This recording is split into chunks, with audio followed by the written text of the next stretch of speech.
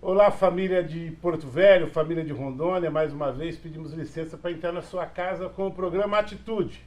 O programa Atitude, você sabe, vai ao ar todos os dias, de segunda a sexta-feira, às 20 horas, aqui pela Rede Boas Novas, canal 5.1, o canal da família cristã de Rondônia. Recebe em nossos estúdios, ele é paulista do interior de São Paulo, ele é piracicabano de nascimento, né, doutor? Graças a Deus. Doutor Caetano Neto. Só nasceu em Piracicaba, né? Não, eu saí cedo, mas eu morei fora do Brasil. Ah, é? Eu tenho umas coisas aí, eu sou errante, gosto de ser assim.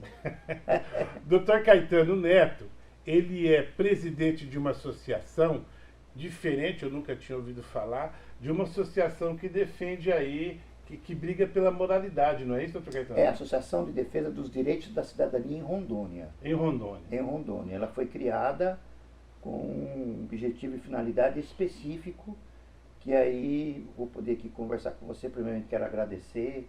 Que isso, alegria é minha. Tá, Marcos? Pessoal, Marcão, né? Marcão tanto faz, fica à vontade. Quero agradecer o convite e trazer aqui um pouco das nossas considerações, para as pessoas conhecerem um pouquinho o nosso trabalho, o que nós pensamos, o que nós já fizemos, as pessoas entender que nós acreditamos que é possível mudar o modelo político brasileiro, não é só pelo voto, nós estamos tratando pela entidade, mudar procedimentos dentro da atividade pública. Nós não abrimos mão de que primeiro o dinheiro público tem que atender ao interesse do cidadão. Nós não admitimos que um prefeito tenha uma caminhonete zero, porque ele tem o recurso disponível no gabinete de orçamento, enquanto nós temos ambulâncias velhas. Não, isso para mim não é moralidade pública, isso é ser perdulário, é gastar mal o dinheiro público. Nós combatemos isso, nós combatemos o sistema perdulário da atividade pública. Nós queremos que o dinheiro público seja bem gasto ao interesse do cidadão, porque é ele que paga imposto e é desse imposto que vem o dinheiro para os cofres públicos. Então nós queremos que primeiro atenda o cidadão. Entendi. Depois, se sobrar, compre a caminhonete zero. Se sobrar, faça um prédio suntuoso. Mas primeiro, vamos reformar o posto de saúde. Para nós é descabido, não tem diretriz, não tem planejamento. Você vê prédios suntuosos de poderes no estado de Rondônia, e nós temos um João Paulo decadente. O João Paulo... Aí as pessoas falam, mas o prédio da Assembleia, um exemplo aqui, claro. O prédio da Assembleia é do orçamento da Assembleia, é de lei, tal, é o índice que ele recebe de repasse. Então tá errado o índice. Tá errado. Tá errado o índice. Teria que ter um hospital melhor para atender a população de Rondônia. Depois faz um prédio bonito para a Exatamente. Assembleia. Mas a reforma da Câmara Municipal de Vereadores de Porto Velho é do recurso da Câmara. Mas que recurso? Do imposto do povo. E mas ela recebe 7% do orçamento do que arrecada, do imposto do povo. Claro. Mas 7% é um princípio que está na Constituição. Então nós só recebemos aquilo que é legal. Nada é legal quando não é moral. Não é moral ter um prédio bonito de Câmara Municipal e as UPAs decadente, sendo nosocômio, vergonhoso, sujo, prédios velhos. Isso não é moral. Aquilo que está no artigo 37 da Constituição Federal, que obriga, não está dizendo recomenda, sugestiona, não está dizendo, olha, se for possível, obriga, é obrigado a administração pública a seguir a seguinte, é uma ordem. Moralidade, impessoalidade, não sei o que, eficiência, moralidade. Essa associação, ela tem atuado em todo o estado? Em todo o estado. Já com resultados assim, por exemplo, a associação já andou caçando mandato de vereador nesse estado?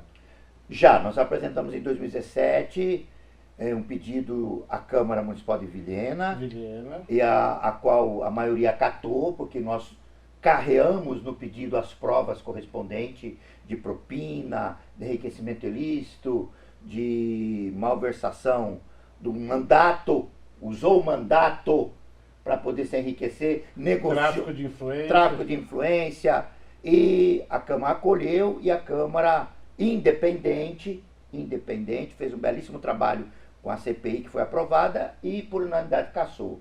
Quem era o presidente da Câmara?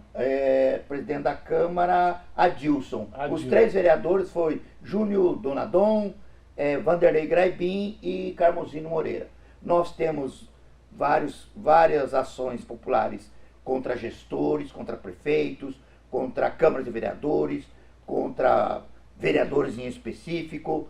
Então nós trabalhamos com a entidade, com a nossa diretoria que é independente, profissionais liberais, no sentido de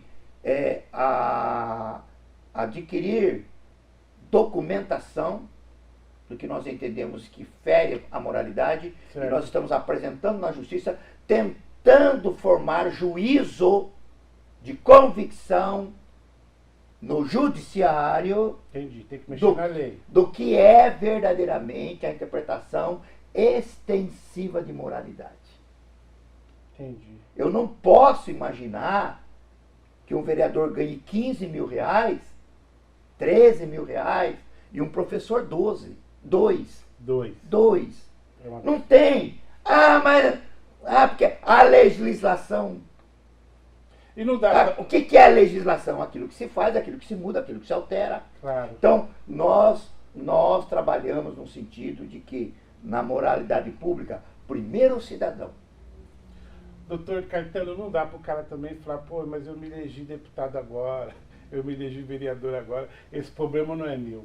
O problema é de todo mundo. Não. Porque fere todo mundo. Sem dúvida, não cabe mais. O país está pobre de serviço público por causa desse sistema distributivo de dinheiro aos poderes. Esse sistema que está implantado distribuição errada. O poder judiciário é gentileza, o poder Ministério Público é rico, o poder legislativo é rico, o poder executivo é rico e o serviço público é pobre. É verdade. Então, essa pirâmide, certo. Nós trabalhamos para mudar. Então, é uma semente? É. Mas eu que conheço boa parte do mundo, conheço a política do Canadá, conheço a política, porque eu não fui no Canadá passear. O senhor morou lá? Eu não fiquei 8 meses. Eu fui no Canadá, conheci o sistema educacional, o sistema de saúde, o sistema político, as leis, o sistema judiciário, nos Estados Unidos, no México, na Argentina, no Chile, na Espanha. Você vê, tem país da Europa que não tem mais Câmara Municipal. É Conselho Comunitário não remunerado. Entendi. Reúne uma vez por semana, como aqui. O pior sistema que o senhor já viu é esse do Brasil? Esse do Brasil. É o pior. É o pior. Cartorial, modelo de cartel, de manutenção do cargo, de benefício, de gentileza. Vai de pai para filho, se eu ficar impedido, eu coloco minha mulher, se eu ficar impedido, eu coloco meu filho, e meu filho é meu neto. Então, isso não existe mais na política de países ricos, porque países ricos é o que atende o povo, não os poderes. O juiz na Espanha, ele não tem carro público, o juiz na Espanha, ele anda de metrô, não estou dizendo que aqui tem que andar de ônibus. Não, claro. Estou falando, entendeu? Juiz, deputado na Espanha tem 3 assessores, o salário dele é salário de professor, ele é uma missão cidadão. Eu tive um professor de sociologia, professor Jorge, ele dizia o seguinte, que o Brasil tem uma arrecadação de imposto de Inglaterra, de primeiro mundo, e uma distribuição de África, porque se distribui totalmente errado. Então, nós trabalhamos para mudar esse modelo. Eu entendo que o governo Jair Bolsonaro, que quer fazer algumas mudanças, ele pode ajudar muito pontualmente, mas isso é uma questão quase secular. Nós precisamos fazer, não dá para fazer tudo de uma vez, certo. Não dá para fazer repentinamente, mas você precisa mudar. Nova York tem 15 milhões de habitantes, tem 5 vereadores. Olha aí.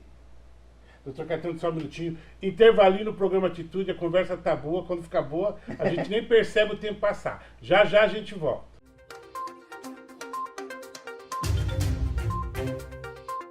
De volta com o programa Atitude. Receba aqui nosso estudo Caetano Neto, doutor Caetano, advogado, que tem abraçado umas causas aí que a população precisa saber, por isso que ele está aqui. Mediante ao pouco que eu conversei com o senhor até agora, eu quero que o senhor fale para mim o que o senhor acha da estabilidade do funcionário público. Na atualidade é ruim. É ruim. É ruim. Mas nós precisamos mudar o modelo de gestão. Entendi. Porque ainda nós temos o vício da perseguição. Ah, entendi. A estabilidade veio para evitar a perseguição. Aí, como não podiam perseguir, começaram a criar os cargos comissionados por lei. Para poder colocar os apadrinhados. Então, na verdade, o cargo comissionado não é tão ruim. Mas a forma que está um festival. Precisa reduzir muito. Entendi. Precisa reduzir muito. Exemplo. Eu, por exemplo, sou da tese de que, no máximo para Porto Velho, no nosso modelo, eu gostaria de ter conselho comunitário não remunerado. Que dos milhões que vai para a Câmara fosse para investir na saúde e educação. Tá? Mas isso assusta a população ainda não sabe disso, o povo ainda é limitado, não sai daqui, não viaja, não lê, não conhece. É complicado. É complicado. Eu estive em reuniões de conselho comunitário em outros países, que é a mesma competência e atribuição de Câmara Municipal. E o prefeito é obrigado a estar na reunião. Se não estiver, por justificativa. E não pode ter ausências justificativa permanente. Senão ele perde o mandato. Ele tem que estar na reunião do conselho. Conselho comunitário remunerado. O conselho analisa projetos, discussões, debates, requerimentos, indicações e trata com o prefeito o que é urgente, o que é urgentíssimo e como usar o dinheiro. Ele tem que cumprir, tudo lançado em ata. Porque aquele conselho comunitário está representando o povo. Entendi. É um modelo que o Brasil pode demorar muito. Veja que recentemente, o que é que disse Jair Bolsonaro? Municípios com 5 mil habitantes. Vamos acabar com eles. Vamos acabar com isso. A nossa proposta entregue para o Bolsonaro foi de que municípios com até 50 mil eleitores, para 2024, respeitando a eleição de 2020, já saberiam que não teriam mais Câmara Municipal. Essa foi a nossa proposta. Não é tirar o prefeito. Municípios com até 50 mil eleitores. Municípios pequenos. Para o senhor ter enviado esse projeto para o presidente, então o senhor sabe mais ou menos a quantidade de municípios que perderiam câmaras municipais no Brasil. Quantos municípios, mais ou menos? Chega perto de 1.100. 1.100. Qual a economia? Não tem como dimensionar. Não, agora não. Teria como fazer um cálculo demoradamente, mas é possível. Exemplo, em Rondônia seriam 11 municípios. 11 municípios. Pimenteiras, municípios que estariam com 5 mil, no caso com o Jair Bolsonaro, 5 mil. Mas ele quer voltar a que seja distrito de Cerejeiras, por exemplo. Aí você vai falar, não, mas eu não quero problema para administrar Pimenteiras. Isso é problema de Pimenteiras. Então, o que deveria ter feito? Olha, o Caba-se, a partir de 2024, não tem mais Câmara de Vereadores, estabelece um critério por lei estadual no Estado, criando conselho comunitário não remunerado, as atribuições, competência, como é criado o conselho. Exemplo, o diretor da escola da cidade quer ser diretor, foi nomeado diretor, obrigatoriamente ele é membro do conselho. Padre, pastor, delegado, as autoridades... O médico. As autoridades constituídas, presidente de bairro, claro, são membros do conselho. Entre os membros tem o critério interno de como se escolhe as competências, presidente, competências internas. Mas desses conselhos comunitários, eles não atuam dentro do Poder Executivo, não pode nomear, não pode indicar. Entendi. Até para influenciar. Acabou. Então, mas, ao que parece, o Guedes está interessado no ministro da Economia em reformular a federação, ele quer economizar para dizer que vai ter mais dinheiro para Porto Velho, como é que eu tenho mais dinheiro? Eu tenho que reduzir o número de municípios. Claro. Para ter mais dinheiro para poder redistribuir no bolo. Claro. Para que os maiores fiquem satisfeitos. Eu entendo isso. Entendeu? Eles vão Reduzir repasse. Descobrir o pé para cobrir Exato. a cabeça. Aumentaria um pouco para cerejeiras, mas as cerejeiras passa a administrar os problemas de pimenteiras. A nossa proposta não. Primeiro tira a Câmara de Vereadores, fica a Prefeitura, estabelece critério, e quem é que representa a fiscalização e competência para fiscalizar os atos do prefeito de Pimenteira. Mas deixa a Prefeitura lá. Deixa o representante eleito. Elege só prefeito. E tira os vereadores. E vereador Conselho Comunitário não remunerado. Então, na verdade, essa questão do presidente mexer nisso, eu já acho que já é um apontamento para a discussão de mudança do sistema federativo. Entendi. Já é uma. Entendeu o que eu quero dizer? Claro, então o país vai avançar. Já caminha para isso. O país vai avançar. Talvez eu não veja, você não veja, claro, mas os nossos filhos deverão ver. Porque nós precisamos melhorar o país para os nossos filhos, para os nossos netos. Porque nós não podemos mais aceitar um serviço público que não funciona com tanto dinheiro arrecadado. É verdade, verdade. Doutor Caetano, mudando um pouquinho de assunto, hoje nós temos o Estado de Rondônia trocou a administradora do nosso fornecimento de energia, né? Saímos de Ceron para Eletronorte, por leilão público Energisa. A concessão pública hoje é uma empresa terceirizada privada. Certo. Ponto. E nós temos sofrido alguns abusos, podemos dizer isso? Muitos. Muitos. A pessoa pagava R$200 de energia, foram lá, tiraram o relógio, disseram que ia fazer uma verificação e devolveu o relógio, não falou se tinha algum problema no relógio ou não, mas a conta começou a vir de R$1.000 e além de vir uma conta de R$1.000, subiu... Para quem pagava 200? Subiu 500%, 600%, e também estão cobrando uma taxa de como é que eles alegam? Consumo recuperado. Recuperação de consumo. Recuperação de consumo. Fala para mim. Tá. O que está acontecendo? O setor elétrico, há 30 anos, é um processo que está dominado pelo MDB. Partido PMDB. MDB. O PMDB hoje é MDB. É um tentáculo do MDB. O PT ficou com o sistema de petróleo. Certo. E outros derivados que envolveu aí Odebrecht, aquela turma toda. Dividiu os bolos. E grande parte do setor elétrico brasileiro, você pode observar que há mais de 20 anos, todos os ministros da Minas e Energia foram do MDB. Edson Lobão... Todos do MDB. Aí. Muito bem. Foram construindo um setor elétrico para eles sobreviverem por 50 a 100 anos. O setor elétrico é pernicioso, é maldito, é odioso, está e é preciso ser combatido a nível de Brasil e a nível de ANEEL e a nível de Ministério de Minas e Energia. Certo. Hoje o ministro que está lá, que não é de partido nenhum, é escolha pessoal do presidente, ainda não se apresentou que cenário que ele começa indicativo para tentar mudar isso daquilo que vem há 30 anos.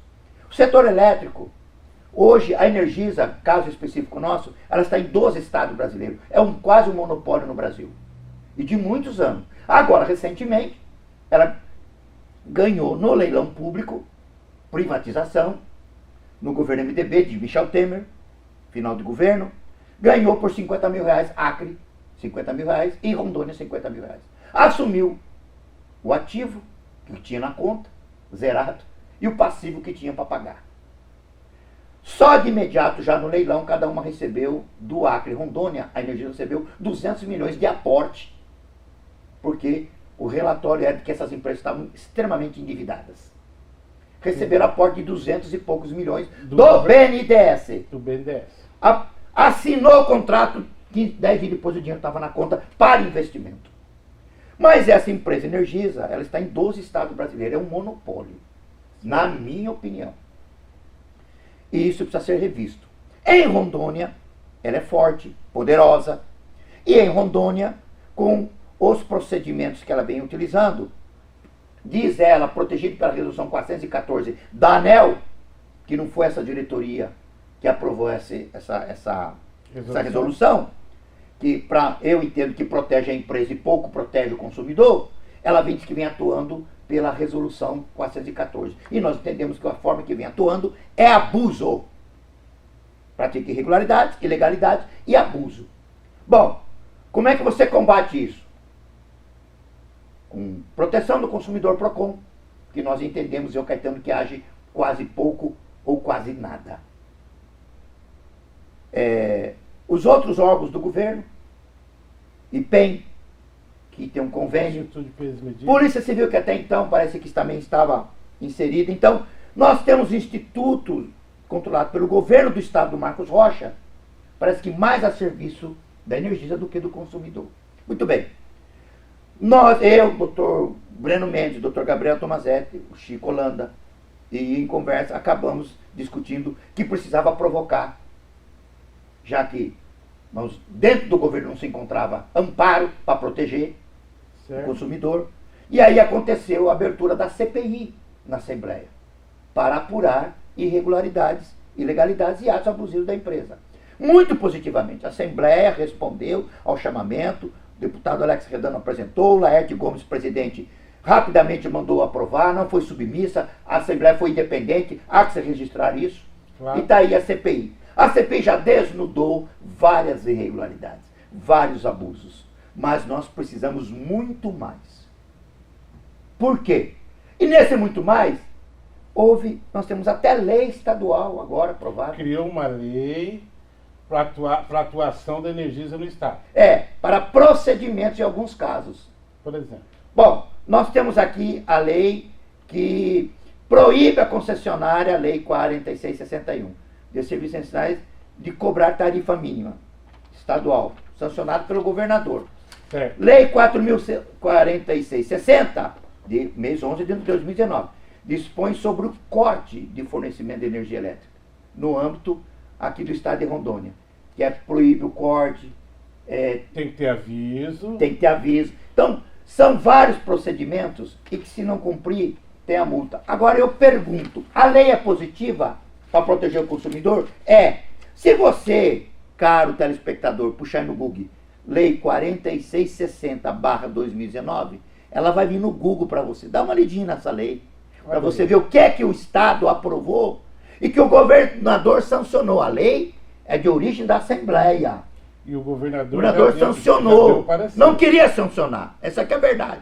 Se acovardou, se escondeu. Houve uma pressão na rede social e ele, então, sancionou a lei. Bom, mas e agora? Sancionou e agora? O que é que o cidadão vai fazer com isso, senhor governador? Se o Estado não disponibiliza instrumento para aplicação da lei, quando a Energisa não a cumpre? Entendi. A lei existe. Continua os cortes. Continua do mesmo jeito as irregularidades, os abusos. Bom, aí recentemente, eu, constrangido, que eu dei voz de prisão a servidores da Energisa. Eu vi no YouTube essa passagem. Exatamente. Uma pena, não precisava daquilo, fiquei envergonhado, porque são trabalhadores, pais de família. Cumpridores de ordem. Cumpridores de ordem de serviço. Eu dizendo, cidadão, você está praticando uma ilegalidade. Você não está cumprindo a resolução 414 e nem a lei estadual. Então para com isso, devolva o medidor para a consumidora. Entrega o expediente para ela, que você vai voltar daqui até em 72 horas. Faça o procedimento. Comunique a unidade consumidora. Não faça dessa forma, tá regular. Não, porque o meu diretor disse que é para mim continuar, não sei o que, meu amigo. Então, mediante descumprimento de lei estadual, em razão de que a Energisa tem a supremacia sobre você, consumidor, sobre mim, porque o medidor é dela, claro. E por descumprimento de lei estadual, estou lhe dando voz de prisão e nós vamos à delegacia para que o delegado lavre isso e tome a devida providência. A Polícia Militar já estava no local. Senhor policial militar, conduz os servidores da Energisa até a central.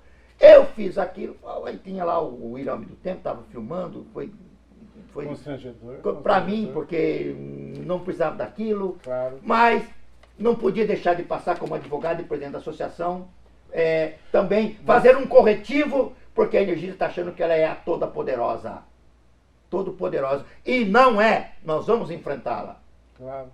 Entendeu? Então, na verdade, o que nós estamos trabalhando é de que essas leis estaduais, tanto divulgada, dita, por memes, por print de deputado, agora tem a lei, não pode mais cortar, mas está cortando o cidadão. A Energisa continua descumprindo a lei. E nesse dia, até eu falando sobre a lei estadual, aí um servidor falou assim, mas doutor, o senhor é advogado. Sim, um simples operador dele. Mas essa lei é inconstitucional, porque o que regula o setor elétrico é governo federal.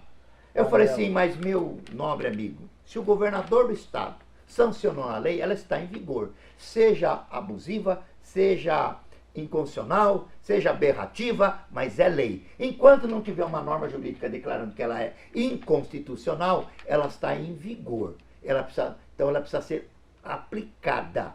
Quem não aplica está descumprindo lei estadual. E vocês estão descumprindo. Então, na verdade, o que nós queremos hoje é saber o descumprimento da Energisa, da lei estadual. O Estado vai aplicar as multas estabelecidas aqui? Então você, cidadão, quando achar que a Energisa está praticando um ato irregular, abusivo, você anote daquele procedimento e vá até o PROCON.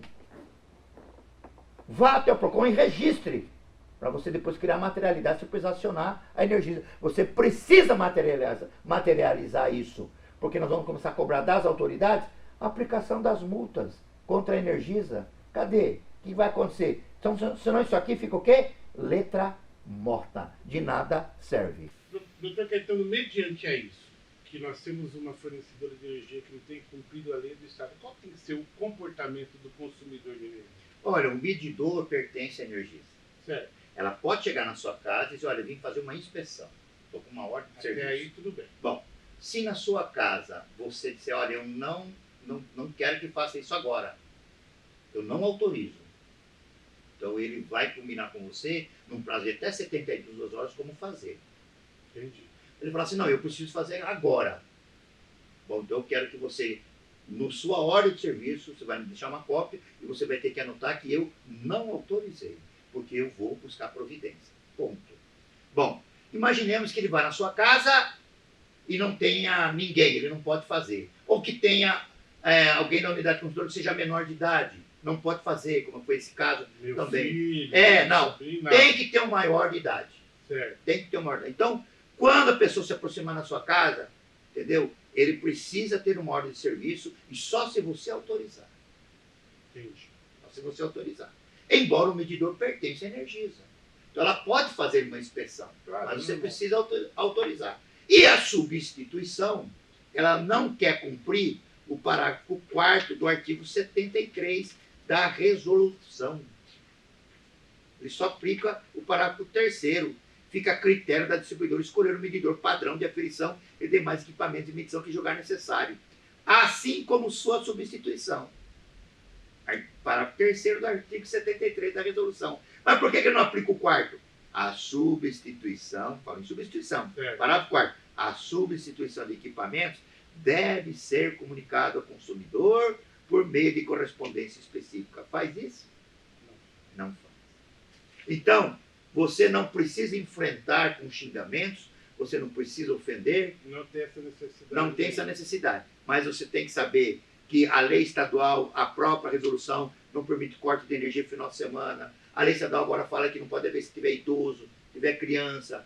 Não pode cortar sem um aviso de 15 dias. Exatamente. Então, a lei 4.046/60 e a 46/61, duas de 2019, se você colocar isso no Google, vai aparecer lá o Legis da Assembleia, clicou, já vai abrir a lei. Dá uma lidinha, lê, se intere um pouquinho do seu direito, para você poder saber tratar o assunto da Energisa, que continua com ato abusivo, continua com irregularidade e ilegalidade. E nós vamos continuar combatendo. O senhor tem um telefone? 99238-3019. Se estiver desligado, eu estou em audiência. Caso contrário, ligado, eu atendo. Doutor Caetano, muito obrigado. Eu que agradeço, Marcão. Desculpa aí. Vai ser a primeira de outras várias, porque ele tem vários assuntos que ele trabalha aí de uma forma que vai na linha do programa Atitude, que a gente quer pessoas de bem, fazendo bem para pessoas que precisam. O Dr. Caetano se encaixa nisso. Obrigado, Dr. Caetano. Eu que agradeço a todos. Um abraço. E aí, tudo bem? Viu que entrevista maravilhosa, que entrevista esclarecedora sobre os nossos direitos? Dr. Caetano é um advogado, né? Um advogado diferenciado, né? Ele tem pegado algumas causas nobres aí em prol da moralidade, em prol do bom uso do erário público, do dinheiro público, né? E é de grande louvor essa atuação dele. Eu gostaria de saber a sua opinião sobre o programa Atitude. Eu tenho Facebook, Marcos Magalhães, eu tenho o Instagram, tá bom? Marcão Magalhães. Por favor, entre lá, dê a sua opinião e fale comigo também pelo WhatsApp 98120-2370, tá bom? Dê a sua opinião, dê a sua sugestão, dê a sua crítica. Nós estamos aqui para fazer um programa voltado para você, voltado para a comunidade, voltado para as famílias. Então é de suma importância que você dê a sua opinião, tá bom? Muito obrigado pelo carinho da sua audiência, obrigado pelo carinho das suas orações. Precisamos muito da sua oração e eu tenho orado pela vida de quem está nos assistindo, tá bom? Muito obrigado, forte abraço, a paz do Senhor Jesus e até amanhã, se assim Ele permitir. Tchau!